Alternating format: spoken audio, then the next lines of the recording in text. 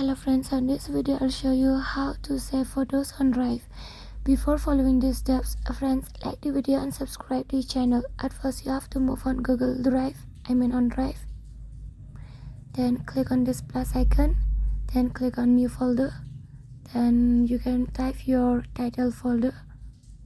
I'll show you example like this. Me and my member. Okay, then click on create here like this. Then here you have to click on me and my members so that we can upload pic. Then click on this plus icon, then click on upload. Then here you have to click on this three lines so that we can come to gallery. Click on gallery.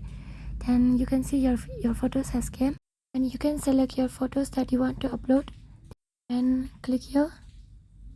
It is preparing and it will be uploaded after it is loading, right? Hey friends, please like the video and subscribe to the channel, and thanks for watching.